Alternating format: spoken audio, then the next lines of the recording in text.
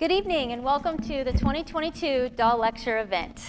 My name is Tinsley Jones and I serve as the Director of Program Development for the Leadership Institute, which administers a variety of continuing education opportunities and professional development learning opportunities for the seminary.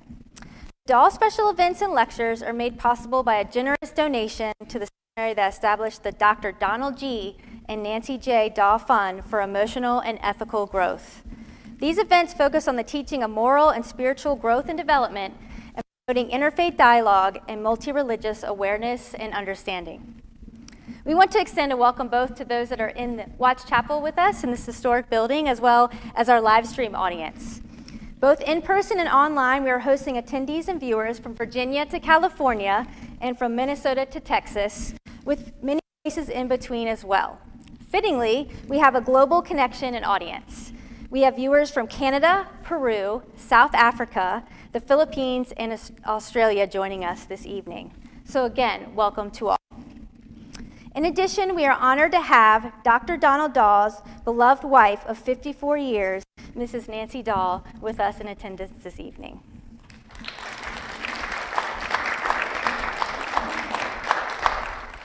We look forward to learning from our presenter tonight, the Reverend Dr. Roger Gench.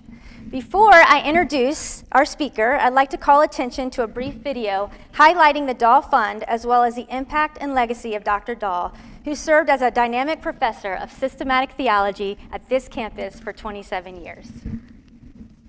Established in 2007, the Dawe Lecture is funded through the Dr. Donald G.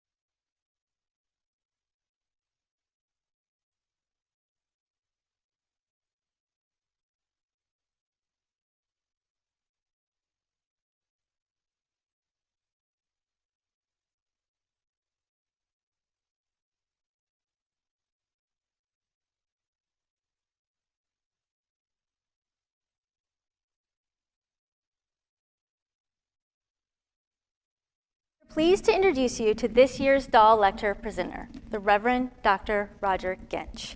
Dr. Gench served as senior pastor at the New York Avenue Presbyterian Church in Washington, D.C. for 17 years before retiring. He currently serves as theologian in residence at Second Presbyterian here in Richmond, Virginia, and has also served as an adjunct instructor here at the Union Presbyterian Seminary campus. He's an alumnus of Union, where he completed a PhD in theological ethics, and he had the good fortune to study under Dr. Dawe during his time on the Richmond campus. Dr. Gench has spent considerable time throughout his vocation and ministry studying and connecting the contemplative arts and theological reflection to the practice of community organizing. Tonight, we welcome Dr. Gench in presenting the 2022 Dawe Lecture event entitled Cruciform Mindfulness.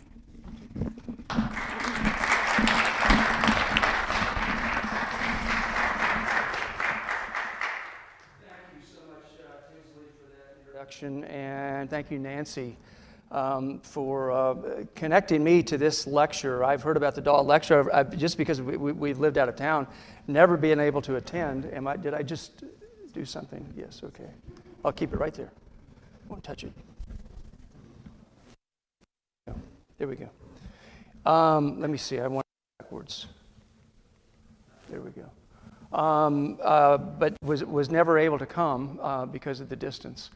But Dr. Dawe was just a very, very dear person to me. He was one of my very first professors here in the graduate program at Union Seminary, and through him I had a very significant reading of Gutierrez's theology of liberation, and then Jürgen Moltmann's Crucified God.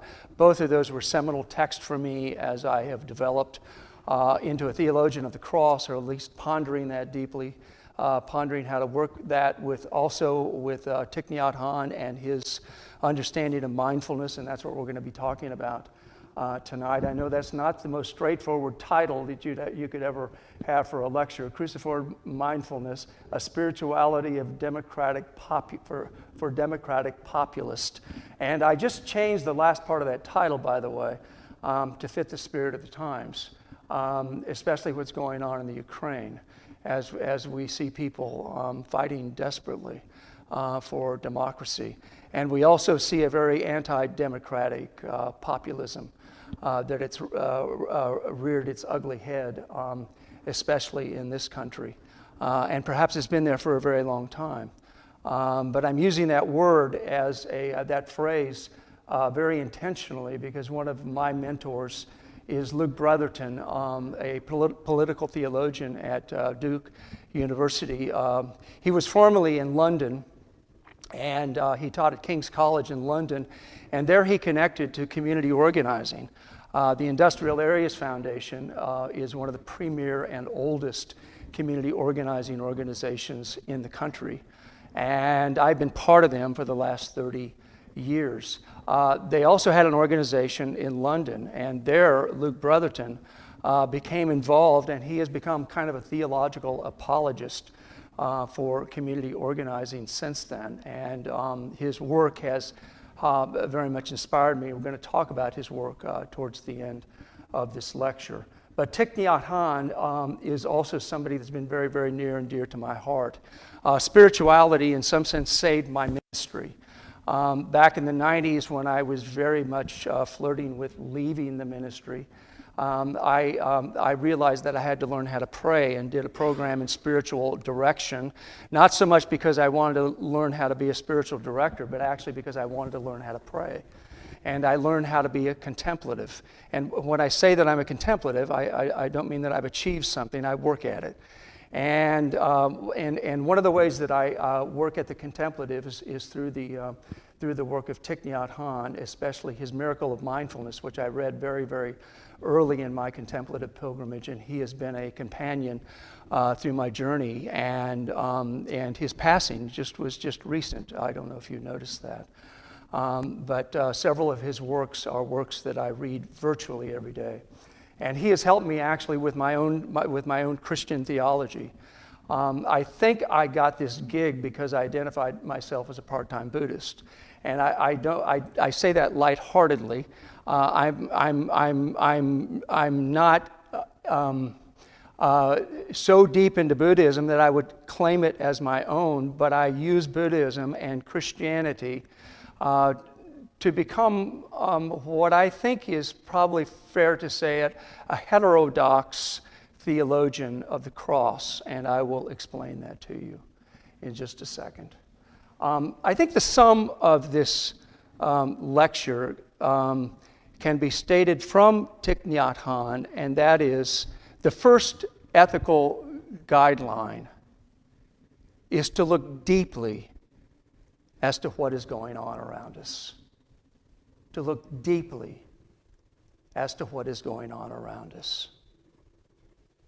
And when he says that, he means it. Thich Nhat Hanh embraced what he called engaged Buddhism, which is Buddhism that was active in the community. And we're going to talk about that in just a second. What he did in Vietnam during the Vietnam War was nothing short of a miracle. But he inspired me also to think about what it means to be an engaged Christian theologian of the cross. I've been working in the theology of the cross really ever since I read Jürgen Moltmann's Crucified God. And even though I had some serious questions about that book, which I engaged with Dr. Dawe, and he pointed me in some directions that really helped me out, he will never know, in fact, how much he helped me out in articulating a theology of the cross. It's something I work with, again, almost every day, and I bring those two things together in a way that I hope is helpful. But let me also bring the third, if the contemplative is one prong in this lecture and the theology of the cross is another, then the third is community organizing. It's in my blood, it's part of my life, it's one of the things that I learned 30 years ago with the help of some amazing community organizers. The Industrial Areas Foundation was founded by Saul Alinsky. Back in the 40s, he was organizing in Chicago, and he founded an organization that he called the Industrial Areas Foundation because originally it was in industrial cities. It's since been spun off in a variety of directions. It's in about 30 states and several foreign countries, including London and South Africa. It is, again, very near and dear to my heart. It's about engaging democracy on the ground, and that's why Luke Brotherton calls it democratic populism. I did a Sunday school class on this at Second Presbyterian Church in December, and several people came out of that saying, "I didn't know you could use populism in a positive way." And I'm hoping and praying that you can see at the end of this lecture that we can. But first and foremost, I hope you can see that that's what is happening in the Ukraine is a form of democratic populism. It's bringing together, no doubt, people that are very, very different in their political perspectives, maybe even enemies. And they're joining together in common cause in a remarkable thing. And we do pray deeply for the people of Ukraine at this time and place. But let me begin in good community organizing style and tell you a story. It was 2014, and the organization I was working with, which is the Industrial Areas Foundation, the incarnation of the, Washington Interfaith Network, which is the incarnation of the Industrial Areas Foundation in Washington, D.C. And we were working with the Amalgamated Transit Union around jobs that were being produced by, around the two new lines, the circulator and the streetcar, that had been privatized off of WMATA, which is the main metro in Washington, D.C. It was privatized in order to save WMATA money. WMATA ran it, but it was privatized, owned by a French company. And they were paying half the wages that people were getting in WMATA, and without benefits, and without health care. But it was cheap, and people loved it. It was an easy way to get around. The circulator was a wonderful, easy way to get around Washington, D.C. You'd get on and you'd pay $1, and you can just go around in Washington, D.C. Little did we know until we started to inquire, and the Amalgamated Transit Union was the one that came to us to help us to organize the workers. Little did we know that they were being paid poverty wages. $12 an hour is what they were getting, without benefits. Now, I don't know what that sounds like to you. Maybe here, $12 an hour might go someplace. In Washington, D.C., it goes no place. A studio apartment, low-income studio apartment in Washington, D.C., cost $15,000 a year. Food, $5,000 a year. $12 an hour is $24,000. So how do you make do with $4,000 left over? That was the question all these workers were asking. So at the very beginning of this campaign, they were doing a mass meeting at my church, the New York Avenue Presbyterian Church in Washington, D.C., and I was just kind of getting on board with what was happening with these transit workers. And Amy Verno, who's a very dear friend of mine, a community organizer who was doing the segue between WIN and the Amalgamated Transit Union, said, "Roger, do you have 20 minutes?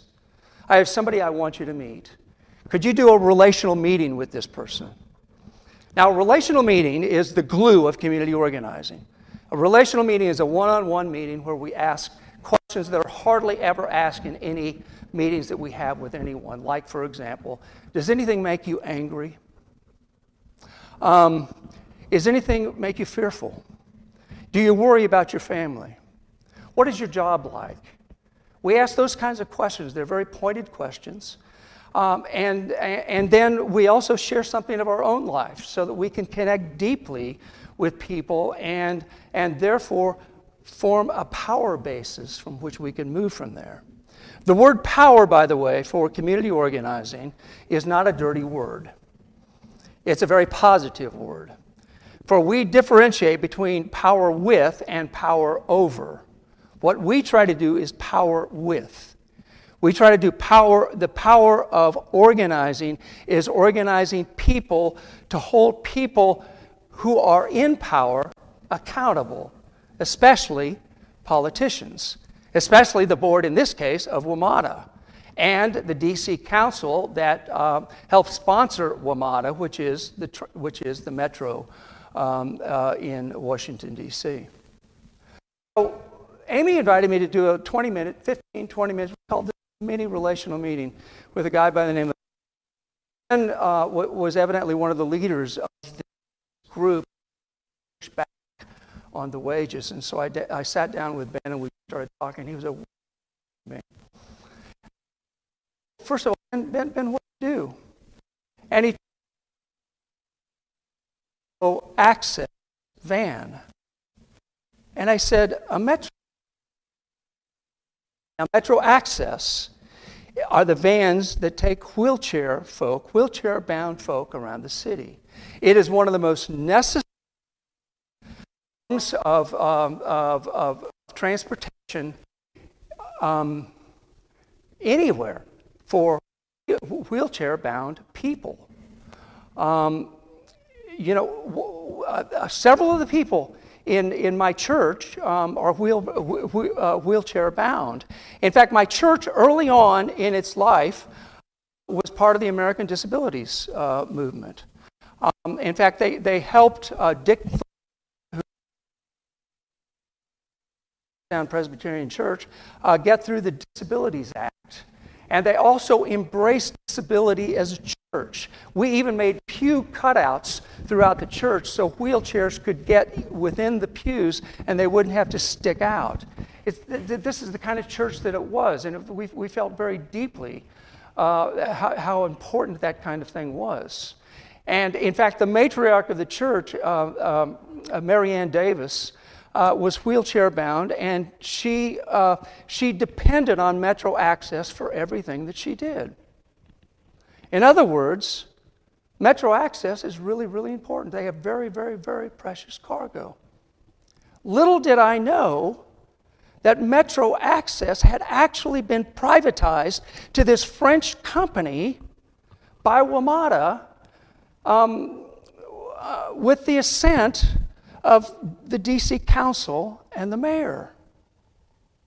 And Ben was making $12 an hour with no benefits. And think of the work that he's doing, the essential work. He would go to the doors of folk and help them with their wheelchair onto the van and then take them to the places where, medical places, to the grocery store. They would stay at the grocery stores in some cases so that they could get their groceries and then come back and then go home. This was absolutely essential for their lives. But Ben and his comrades were working for their poverty. He had to live way out in Prince George's County to find something cheap enough so that he could create a life out of it. It was obscene. And I was embarrassed that I didn't know, and I told Ben that. I told him the kind of church that we were, that, he'd actually been to New York Avenue Church. He had brought somebody there. One of my members. And it struck me very, very deeply that, one, I didn't know this, and this kind of thing was happening, and the churches heretofore had not raised their voice about it. It was obscene.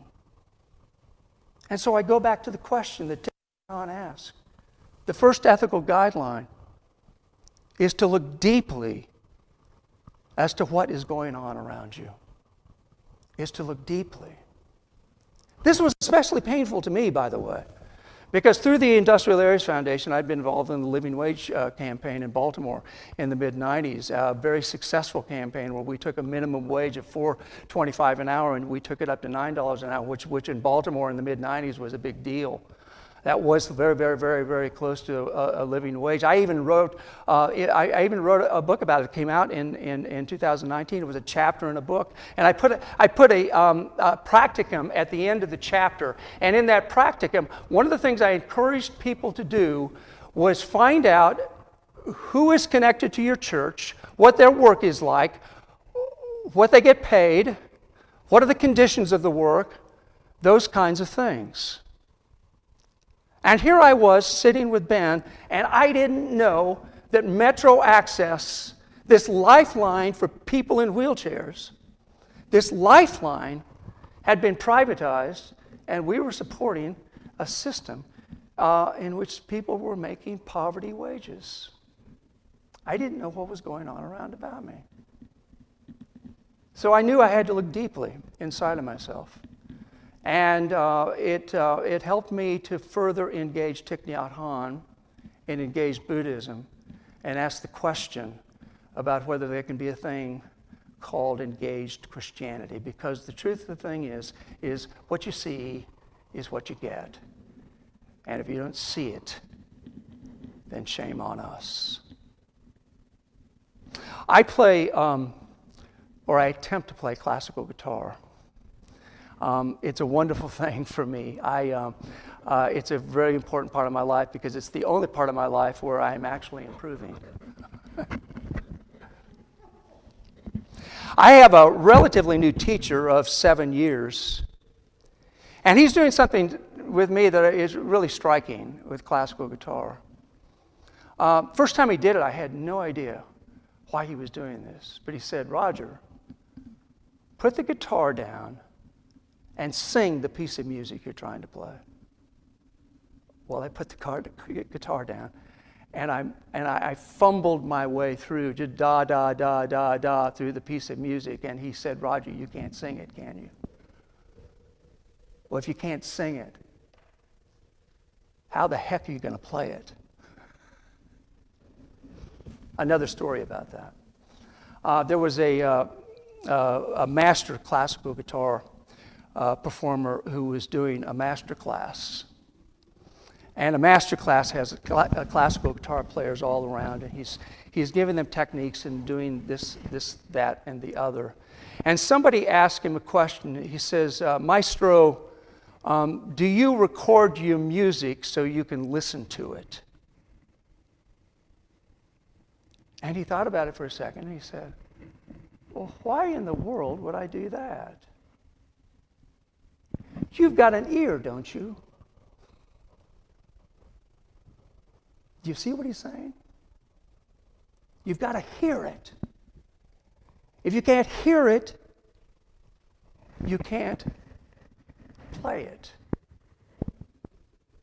And it's the same way with spirituality. If you can't look deeply into it, you can't do anything about it.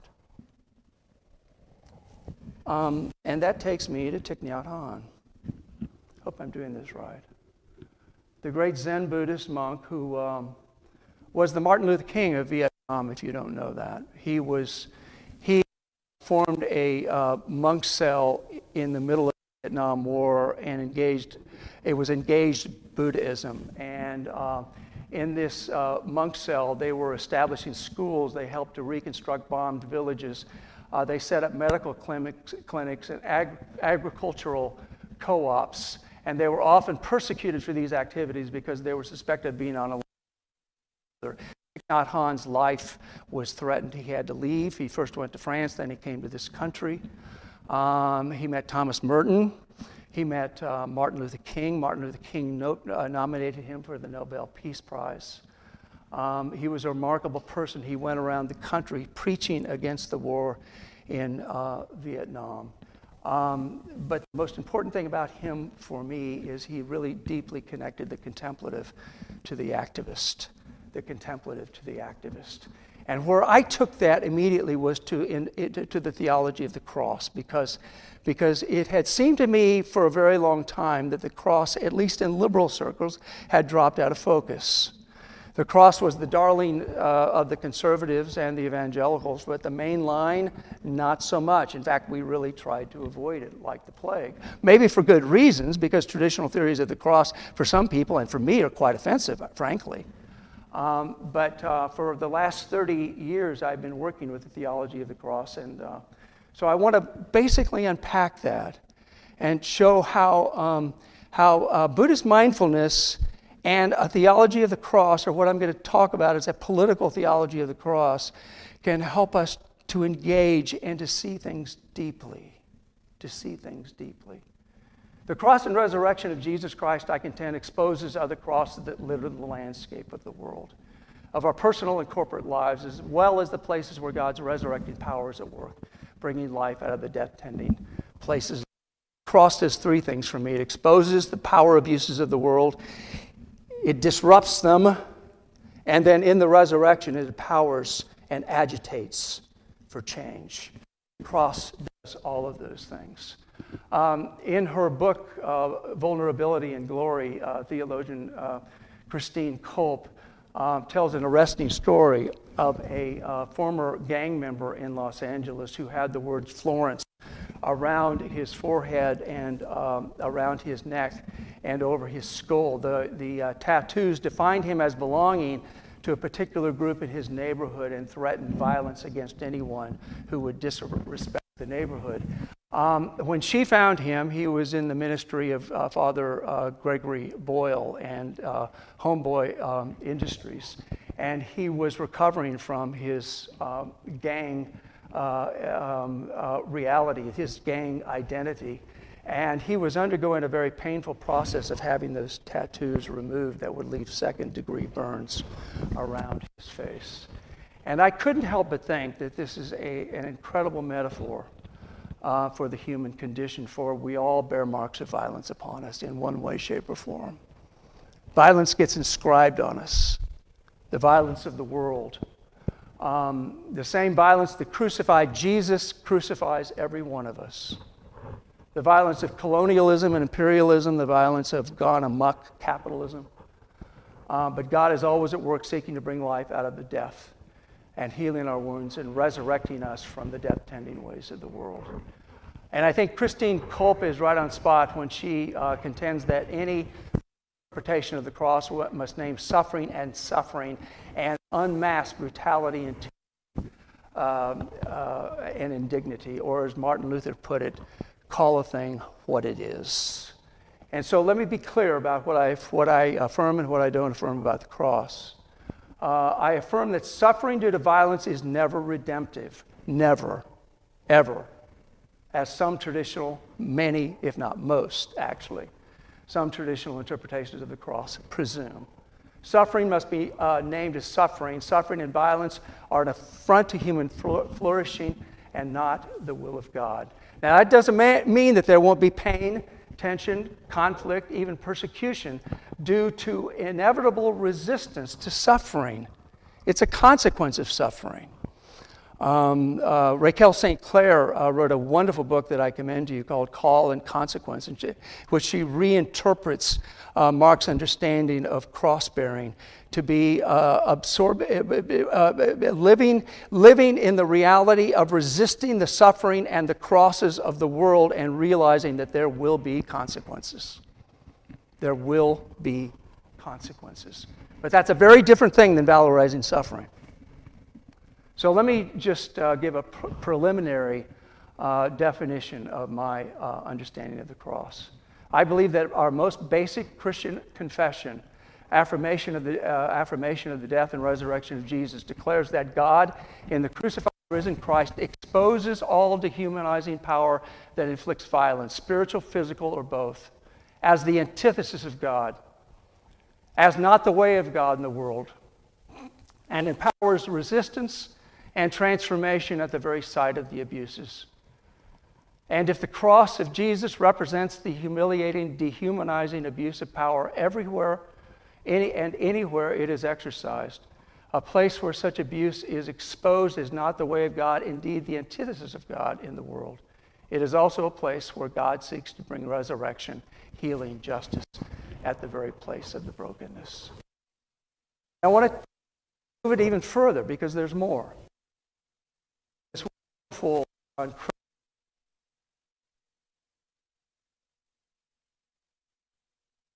the cross and the lynching tree. James Cone articulates what for me is what I would call a political theology of the cross. A political theology of the cross. This is the way Cone puts it. First of all, paradoxically, Christians turned the cross, a symbol of Caesar's power, into a symbol of God's unconquered love. Theologian James Cone points out that the cross for black people can also function as God's critique of power, white power, snatching victory out of defeat. A powerful notion. And so this is what I call a political theology of the cross, an understanding of the cross that discerns and exposes the public abuses of power in the world, embodied in the regimes of power wherever they exist, as well as the disclosure of how God in the risen Christ is empowering resurrection at those very places. Resistance, disruption, and transformation. The crucifixion of Jesus, of course, was not an isolated event, and I use biblical scholar in my most recent book, which some of this comes from, The Cross Examined. Biblical scholar Donald Sr. observes that Jesus stood with the downtrodden and resisted the forces that oppressed them, and it was because of his life and ministry that he was crucified. So there is a connection between it all. And probably for me, the quintessential articulation of a political theology of the cross is reflected in a really obscure verse in Galatians chapter 3:1, when Paul says, "You foolish Galatians, who has bewitched you? It was before your eyes that Jesus Christ was publicly exhibited and crucified." What an odd verse. Now think about that for a second. The Galatians were not close to Palestine. They were not on the site of the crucifixion. I swear, I must say this. I mean, I'm saying this at a seminary where biblical studies is very important. So many commentaries on this verse are really lame. Davina Lopez is the only one that made any sense. Astute observation. What she says about this verse. Paul's Galatians did not need to see Jesus' crucifixion. Did not see Jesus' crucifixion, but they did not have to. There were plenty of examples before everyone's eyes in real life, in stone, in coins of capture, torture, bondage, execution of others in the name of affirming Rome's universal sovereignty through domination. Crosses litter the landscape of the world. And so I do a rendition of Hemingway's famous quote, "The world breaks everyone, the world crucifies everyone," in one way, shape, or form. One way, shape, or form. And yet God in Christ is always active, bringing life out of the broken places. And then there's another powerful notion, another way of articulating this through the Korean notion of Han. Han, as theologian Andrew Park Sun, who's done a lot of work on this notion, is a social, economic, political, physical, mental, spiritual wound generated by political oppression, economic exploitation, social alienation, cultural contempt, war. It may be a deep ache and intense bitterness. It is Han that is the mark of being crucified. When Paul says in the book of Galatians, "I bear the marks of Christ," I think this is what he's talking about. According to Brigitte Call, a very fine Paul scholar, it's what he's thinking about. And I want to also connect it to resurrection. because resurrection has political implications. I'm not going to read all this, don't worry about that. Jesus' cross and resurrection are inseparable realities, and what I'm referring to here is the book of Daniel and the Maccabean period, where Antiochus Epiphanes tyrannized the Jews, Hellenizing the Jerusalem temple, and the Maccabean resistance to this tyranny ended in their execution. And according to Josephus, many of them were crucified. In fact, Josephus gives a particularly grueling depiction of the crucifixion. So it's interesting that the book of Daniel has both crucifixion and, go figure, resurrection. The first account of resurrection, as Ted Jennings points out, is in Daniel 12, 2-3. The resurrection of the executed is the hope for divine justice that overthrows the dominion of the tyrant. For in the resurrection of Jesus, the principalities and powers of the world are already judged and condemned as rebels against the rule of God. Thus, the resurrection of Jesus is foundational for the church's political resistance to Caesar. Go figure that resurrection is political. In my mind, resurrection is about agitation, creating an agitational community of resistance to the principalities and powers of the world. And that's what we're called to be and do. And then I come to this wonderful quote, haunting quote, from Ignacio Ellacuría, one of the martyred presidents, one of the 5 martyred Jesuits, martyred by the death squads during that tragic civil war in El Salvador. And he is speaking here to the first world Christians. And I know that that's hard to read in the font that I put on there, but he asks us to ask ourselves, what have I done to crucify them? What do I do to uncrucify them? What do I do for this people to rise again? And then we come again to Paul. Interesting that Charlie Kauser notes that when Paul said, I decided to know nothing among you but Christ and him crucified, he said, it's interesting the choice of word. He didn't say preach, he didn't say declare, he didn't say announce. He said know, which is a very deep, deep, deep word. It's a deep and abiding word. It's not just head knowledge, it's body knowledge. It's a knowledge that can help us see the world. And from this, I went to Mary Solberg, who, by the way, a Lutheran theologian, and spent a lot of time in El Salvador, especially during the Civil War. My church in Baltimore had a sister parish relationship with the church, Madre de los Pobres, which was a church that was created on an ash heap from displaced people from the Civil War. And I went down during the latter stages of that war. It was one of the most horrific experiences I've ever felt or seen in my life. Literally, in a 10-day trip, after 5 days, I shut down. I couldn't see it anymore. We were told not to ever look, ever look at a Salvadoran military in the face, ever to look at them. And every time I stepped outside, I had to make sure that I had my story right, because if I told them that I was a minister, I would immediately be suspected of insurrection or being on the other side. So I told everybody that I was a teacher, which in a sense I'm a teaching elder. Horrific experience. Mary Solberg, who's working from Luther's understanding of the cross, calling a thing what it is, describes three forms of cruciform knowledge or knowing. The first is a gradual awakening, like as if an awakening from a nightmare.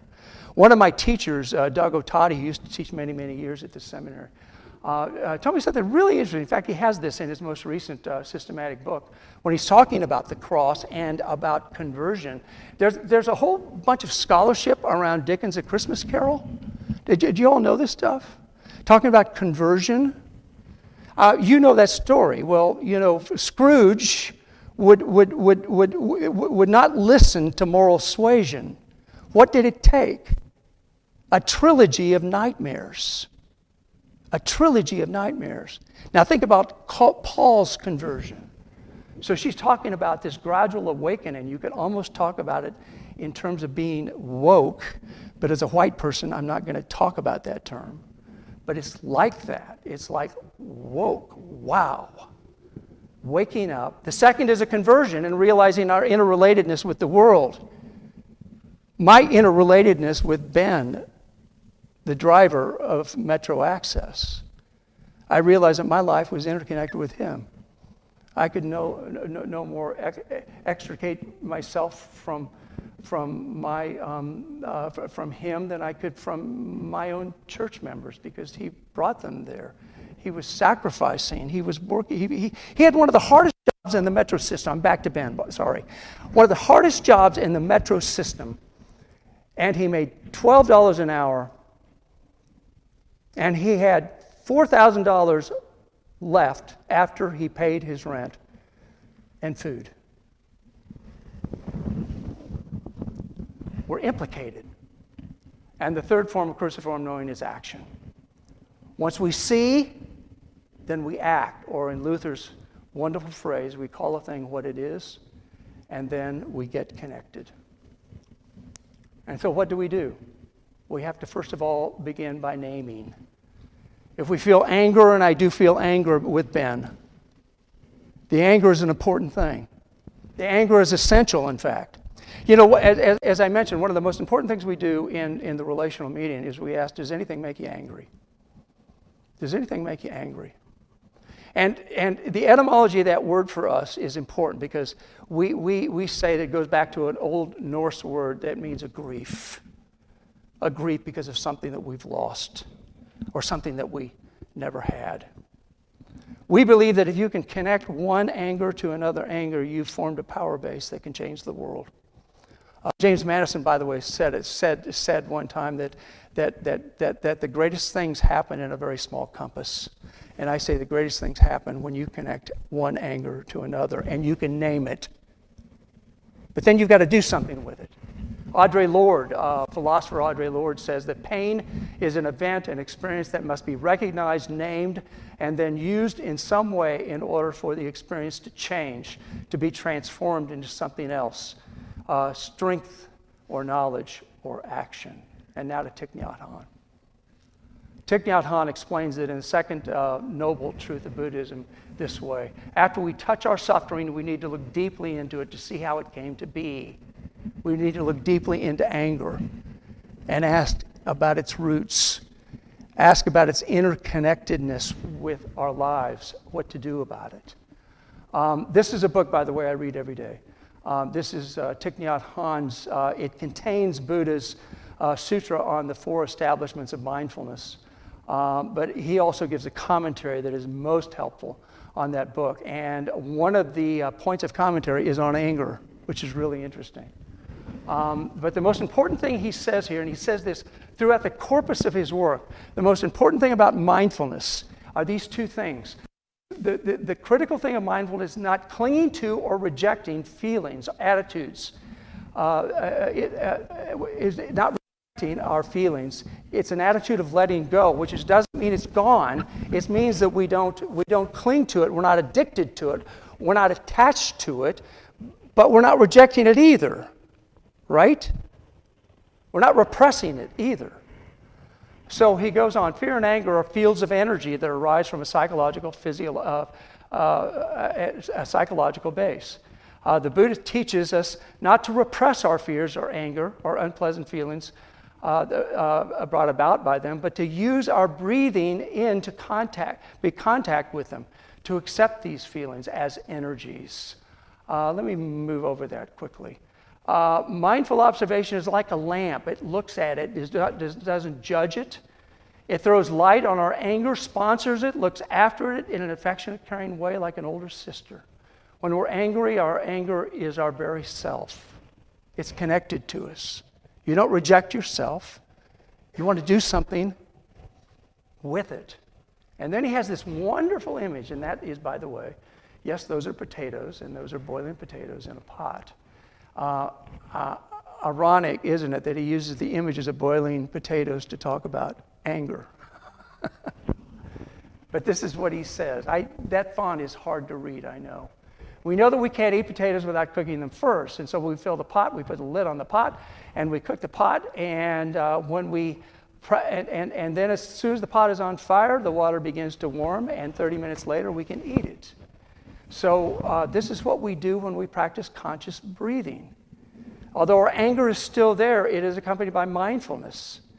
And that's the fire under the potatoes. The anger of the potatoes has started to transform, and a half an hour later the potatoes are cooked, and our anger is transformed. It's a really powerful image to me, because what it's saying is that you don't repress anger, you try to find a way that it can nourish something, just like a potato nourishes life. It can nourish something. It can be pointed towards something. Now I'm going to use another ironic image here. Excuse me, I'm going to... I think I've already kind of gone over this. So I'm going to actually look at the cruciform breath prayer that comes out of my book, The Cross-Examen. And so this is kind of this is my take, bringing cruciform mindfulness together, or the political theology of the cross and Thich Nhat Hanh's mindfulness together into a breath prayer. And in the breath prayer, you sense the resurrecting, forgiving, passionate, justice-seeking power of God filling you with energy.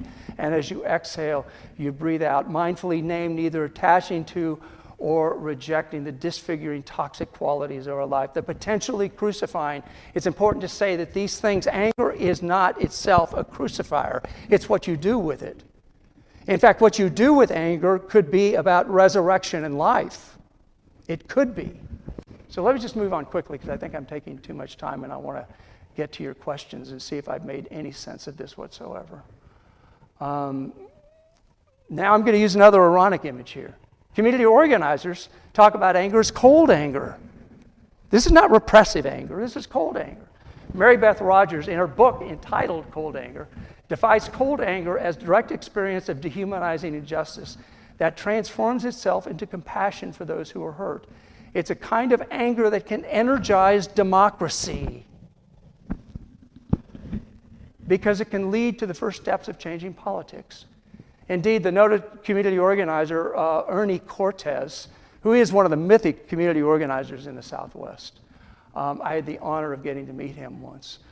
He says he searches for people who are angry because he knows that anger can stir passion for others that can be transformed into political action. Anger, after all, is energy, and energy is needed for change to occur. Anger, he says, is something very deep, and it is rooted in memory. It is not just a spur-of-the-moment kind of a thing. It is tied to loss, grief, and it is rooted in relationships and concerns for and with other people. And this is mindfulness in action. I talked about the relational meeting. This is Louise Green, a wonderful community organizer friend, who puts the relational meeting into this very succinct form. What are you doing in a relational meeting? It's a chance to get outside the repetitive things, what might be superficial things, or just they might be important in some ways, but they don't get into what makes us tick, and that's what you want to get at in a relational meeting. We talk about animating stories, but we also talk about angers, because angers connect us deeply, or fears, but angers can move us to change. And then back to Luke Brotherton, the theologian, political theologian at Duke University. And this is a magnificent book. And he has become, in some ways, the theological apologist of community organizing. Christ and the Common Life.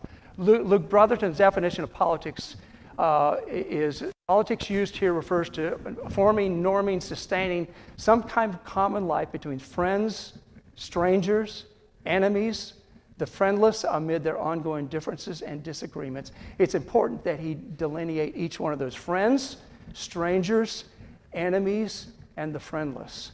I contend that beginning with the person in relation, which is the core of what he does, it's this person connected deeply to one another's angers, where we have power together in diversity, power that comes from the bottom up. And that's the kind of power that we use in community organizing. People like Ben, We connect people like Ben to other people like Ben to us. And by the way, we always say in community organizing, you never do for others what they can do for themselves. We do together. In community organizing, when we, for example, in the living wage campaign in Baltimore, when we used to meet with the mayor, the workers ran the meeting. It's very important for us that we did that. So and this diverse kind of thing that is created there. I contend that beginning with persons and relations can challenge homogenous, racist conceptions of people and personhood. And now let's go to an anti-political populism, which refuses the possibilities of common life, narrowing what is considered common via exclusionary and dichotomized visions of who is and who is not part of the people. This is a haunting. This comes from January 6, 2021, a haunting image of people identified themselves as evangelical Christians at the cross. This is I have no idea what they're doing here. By the way, I'm not trying to presume too much, but I'm suspecting. And the political theology of the cross I'm trying to articulate for you this morning is against this theology of the cross. It's probably against most atonement theologies. But it certainly argues against this. A democratic populism, by contrast, a populist democratic politics embodies a conception of politics that works to reinstate diversity and inhibit totalizing monopolies, whether it's the state or the market. We want to hold them accountable. If we connect deeply with one another, and if we connect deeply from the bottom up, we want to hold people accountable for what they do and what they say. And so I guess I'll do, you can read the rest of that. But by the way, this is a very dear friend of mine. He taught me more about community organizing than maybe anybody in life except a couple of other, Arnie Graff and Kathleen O'Toole. I don't know, they might be online. God bless you all if you are. But Doug Miles just passed away a year ago. He was the pastor of Koinonia Baptist Church. He was a powerhouse community organizing people from the urban area of Baltimore to make a real difference in life. This is democratic populism. Then back to Thich Nhat Hanh. We have to observe deeply what is going on around us before we can understand its causes and hope to transform it. And then this wonderful, wonderful image of young Thich Nhat Hanh and really young Martin Luther King. Thich Nhat Hanh wrote a letter to Martin Luther King. It says his engagement during the war was an explicit intervention in the relational, conventional world whose good fruition will be to change the world by communicating about specific people's sufferings and aiming for their relief. Cruciform Mindfulness. It is, in essence, at the end of the day, an embodiment of the Lord's Prayer. Thy will be done, thy kingdom come, thy will be done on earth as it is in heaven. That's politics. And that's political populism. What you see is what you get.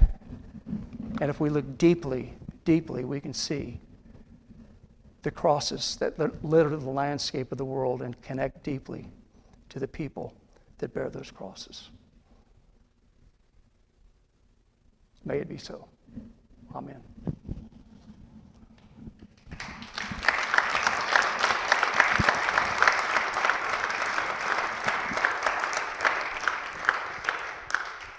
I have no idea if that was clear, but let's talk.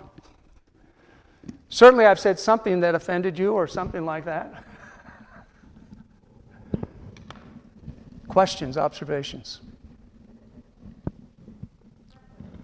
Yes?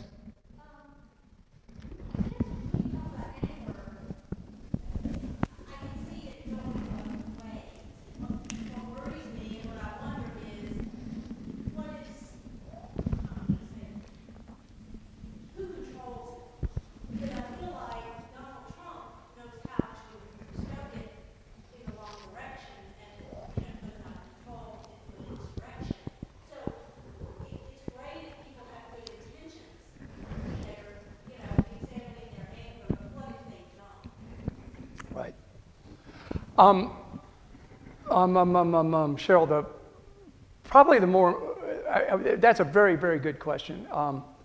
But I want to say the anger is there. And I mean, the anger is going to go somewhere, right? I mean, you know, I think the thing, the thing most white people want to do is tell people to cool off, right? Cool down. All right. We like, white people like to tell white people like that, but we especially like to tell minoritized people that, right? Cool off.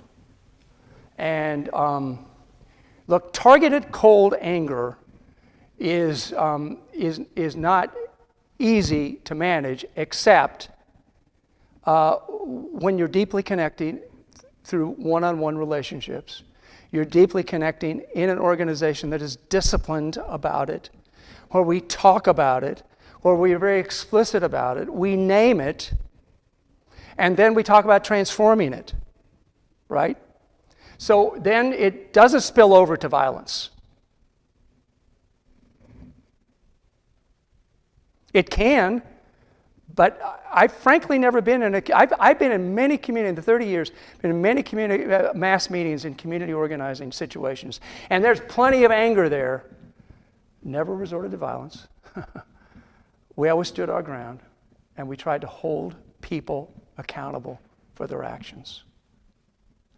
Something I didn't say, by the way. After mass meeting with the Amalgamated Transit Union and the workers, we met with the WMATA board. We met with several times. We testified. We worked. We went there with T-shirts on. We got church people there. We connect. We really, by the way, really connected to the Metro Access workers, because when we realized that they were privatized and the kind of wages that they were making, wow, did that wake up pastors. Metro Access was moved, and the circulator and the streetcar was moved to $18 an hour in 2016 with benefits, with the promise that it will be moved up into the 20s. And I just looked, and right now a Metro Access driver makes $26 an hour with benefits and a retirement plan. Now the Amalgamated Transit Union was behind that, but there were a whole lot of church people who were behind it too, and a whole lot of angry pastors. But your point is well taken. It's a delicate balance. But the important thing is naming it, connecting deeply one with the other, and talking realistically about power and how we can change it. Yeah.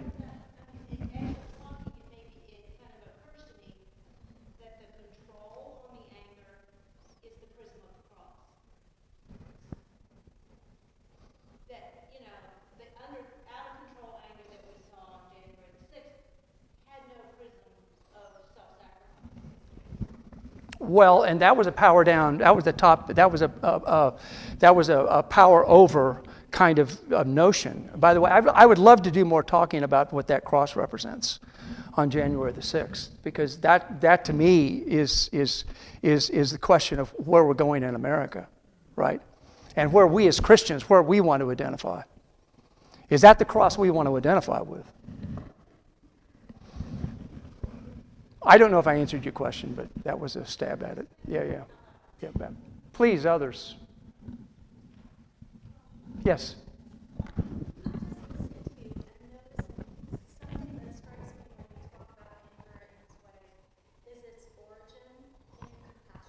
Mm-hmm. And the spiritual practice of mindfulness. Can you talk a little bit about how spiritual practices and the softening are used to heal anger, help in addition? And it also seems to me, as we talk about the Cruciform Mindfulness, that there's an element of humility in there, that God would humble God's self to descend and be incarnate with us and live this practical life with us that is also elemental in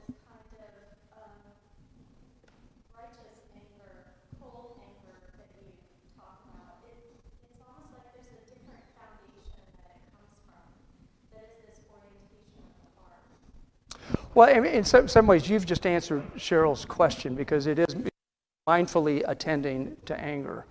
I mean, if you just do one simple thing that Thich Nhat Hanh talks about here, you just say, I'm angry.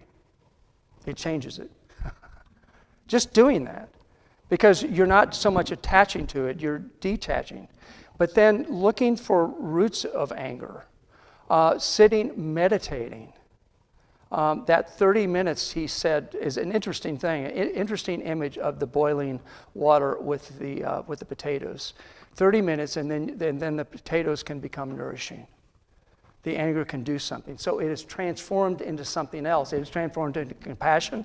But as important as compassion, it is transformed into action. It's transformed into deeply wanting to connect with crucified people and recognizing my own complicity in the crosses that litter the landscape of the world. I don't know if I can go back to it, but there's a really interesting image. I'm going to go back real quickly here. And I know I've got to get you off to the State of the Union. I know all of you are going to go to the State of the Union, aren't you? This is, by the way, a hill called the Hill of Crosses in Lithuania. Oh, do I not have it? It's not on. I'm sorry. One of these, I'll try to show you this way. Okay.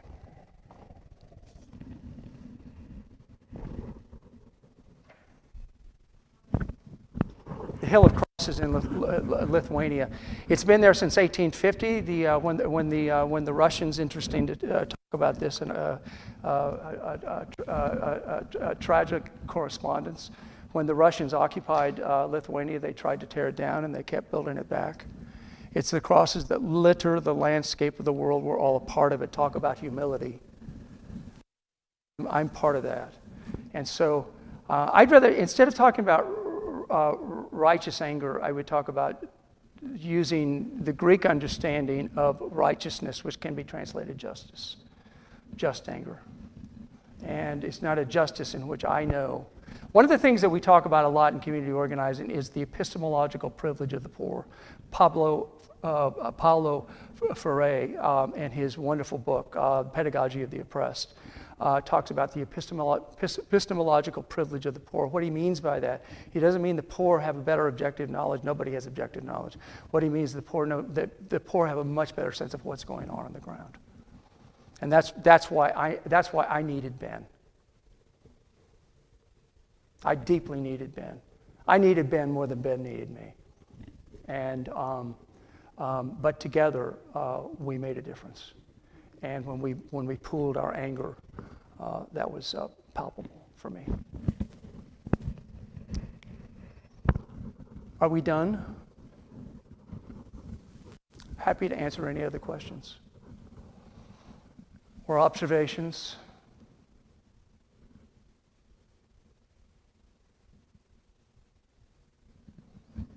Yes.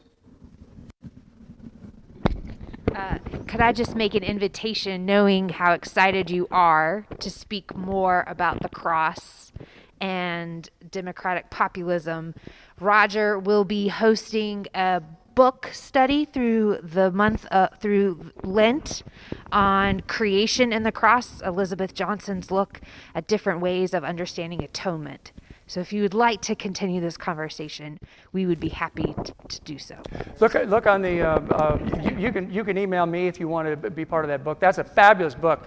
By the way, Frances, my wife, and I, who teaches here at Union Seminary, are teaching a course on entitled Cross-Examinations, and that's one of the basic texts we're using. Elizabeth Johnson is one of my favorite theologians. She's a brilliant Catholic feminist theologian, wrote the book She Who Is, by the way, countering Aquinas' He Who Is. Interesting. In this book, she takes the same style as Cur Deus Homo of Anselm of Canterbury to dismantle Anselm and give us a very different understanding of the cross. Very powerful book. Go in peace. Yes.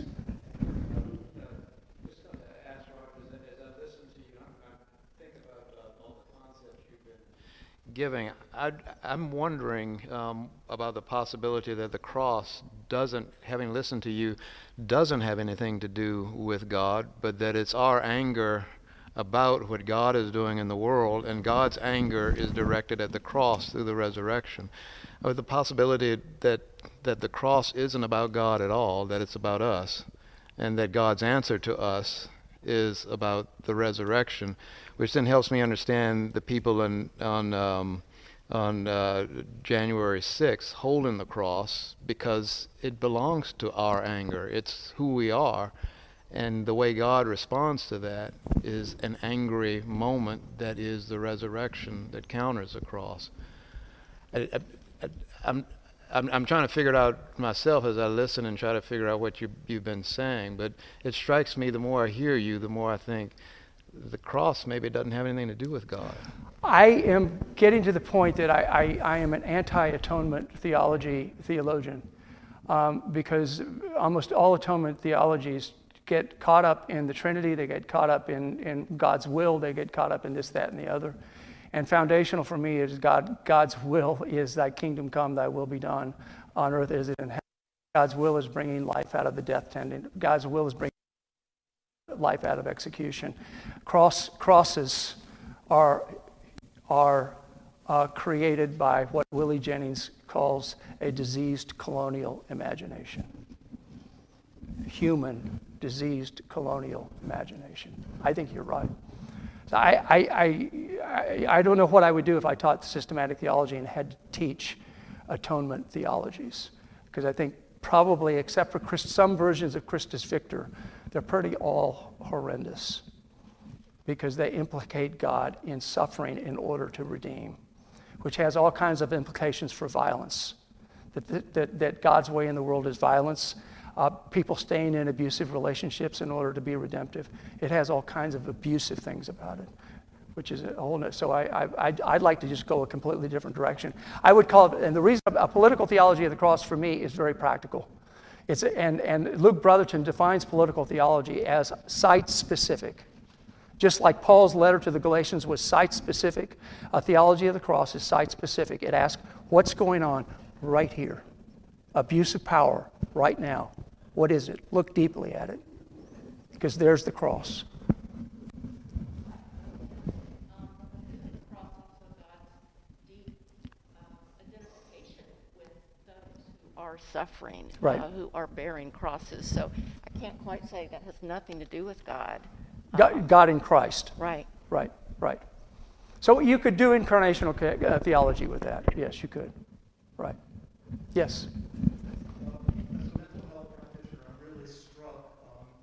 Mental health clinicians have been using the language of mindfulness for the last 10 or 15 years, and people who have been abused and neglected suffer and are angry, and being mindful and learning how to sit with your strong feelings and your strong emotions and your anger and to not judge them. So I found this to be really fascinating, that the religious communities are looking at these sorts of things and seeing them as a way, because the person who has suffered from abuse and neglect, out of their anger and learning how to sit with that, they then can experience healing and move forward in life. And I see what this whole framework that you're presenting here this evening seems for a way for religious communities to sort of... At the risk of confusing things even more, let me just talk about Shelley Rambo and her work on trauma. Really, really important stuff. She has 2 books.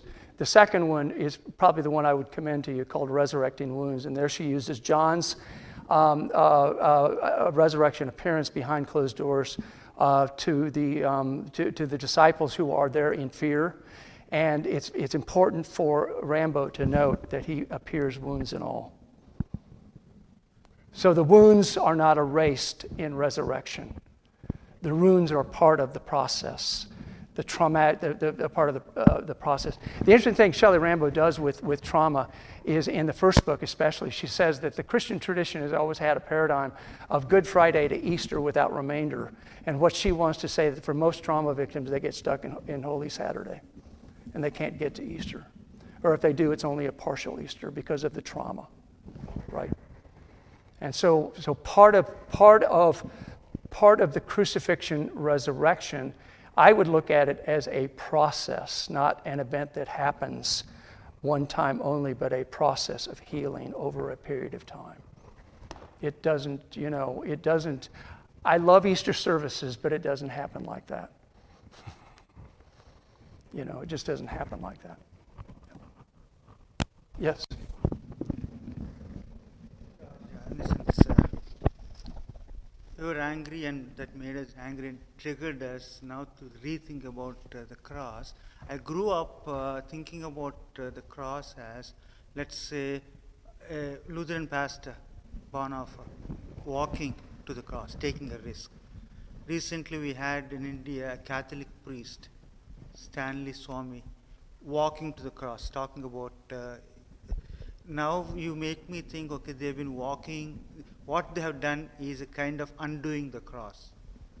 But again, I'm still stuck with the whole idea of pick up your cross and walk. Right. That's one. And from tomorrow onwards, our folks will be talking about this Ash Wednesday and journey towards Jerusalem. How would we, in your words, in what you have presented, understand cross in those terms? Well, as you put that cross, as somebody puts that cross on your forehead, I would look at it as a lens to look deeply into the world and see the crosses that litter the landscape and ask the questions. Ask simple questions like, I don't know what this person makes. Right? Can you make a living on this? You can find that stuff out. And then you start asking deep questions about this, that, and the other. I mean, and get deeply involved. And, look at it. I mean, I can't help but reference this from a privileged white perspective and the stuff that I don't see. I don't see more than most people because of who I am. And so it's very, very, very important for me to put that cross on my head and see it as a lens. And realize that I've not only been part of the crucifying, but I'm crucified too.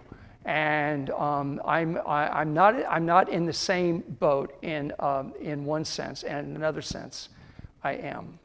And we're all wounded healers, and we're all we need to connect deeply and acquire the power to make change. Right? To me, that's what Lent should be about. It's not a private pilgrimage. It's a corporate pilgrimage.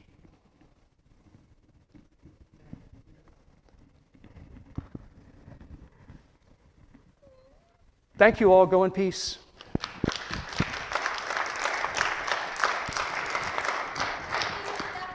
Thank you all for being here, and we'll see you soon, hopefully. Be safe.